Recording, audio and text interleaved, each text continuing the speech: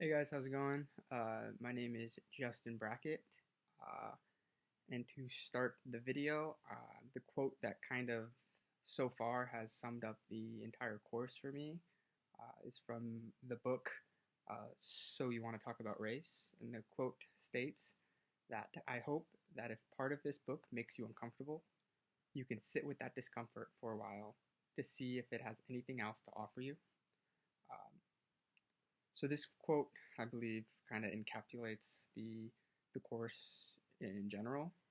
It calls for people of all races, all backgrounds, all any part of the world where they come from to actually have this difficult conversation with others, and even more specifically themselves.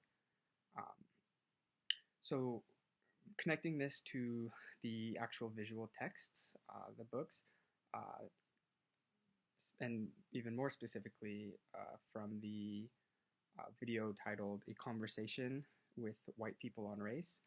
So instead of just having the one direct quote, there's kind of a stream of conscience of quotes that that they were explaining kind of back to back to back with the different people.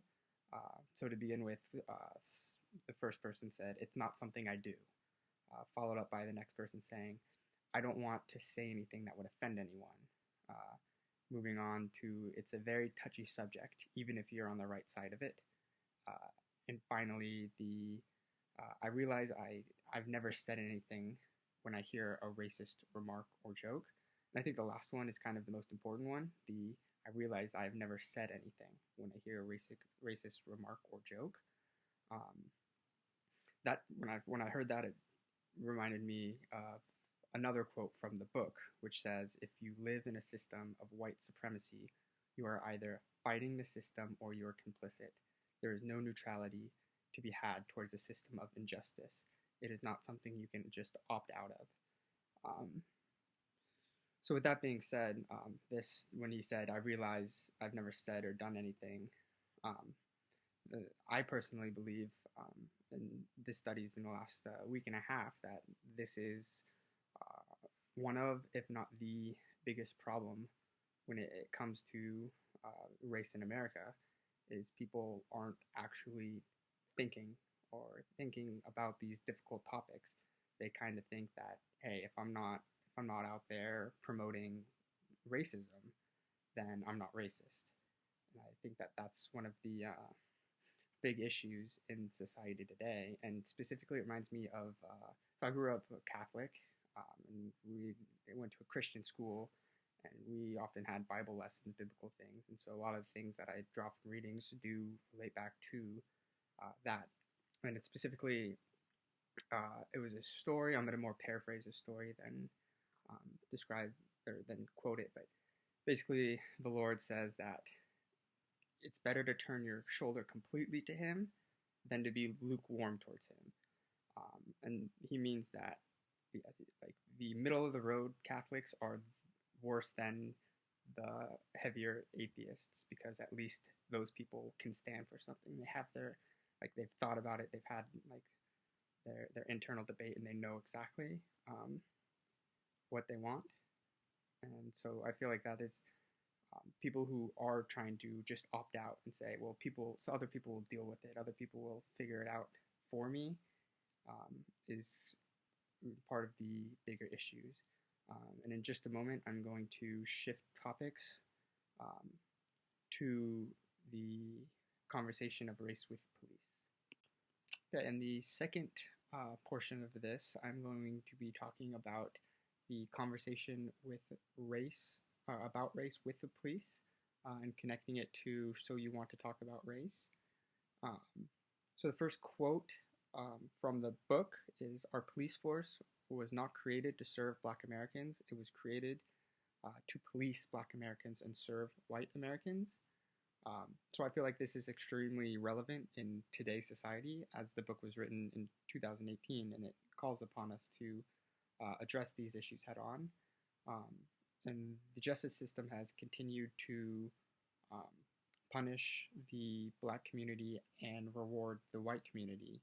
Um, which directly relates to these videos of a very well done video of the different viewpoints of different police officers from different places. So one of the police officers was reflecting back on his time um, as a policeman, and he said, "Would I stop 4 or 5 black guys in a white neighborhood?" He pauses and says, "Yeah, I would." And he goes on to explain how, more times than not, that they were probably there for drugs or to buy a gun. And he repeated himself, "Yes, I would stop them."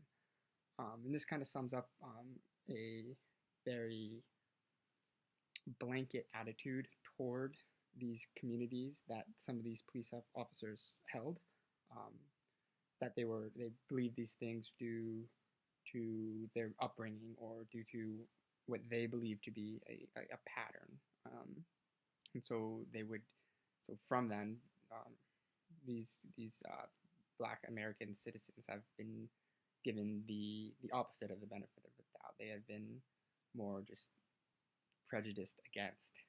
Um, but then they had also had police officers who were African American, and their issue with what was going on with the police force was um, they believed that um, if they were to call for backup, that if they weren't fully a part of the squad because of their race, that they would not get the same backup as quickly or even at all that their other people in their precincts would get. Um,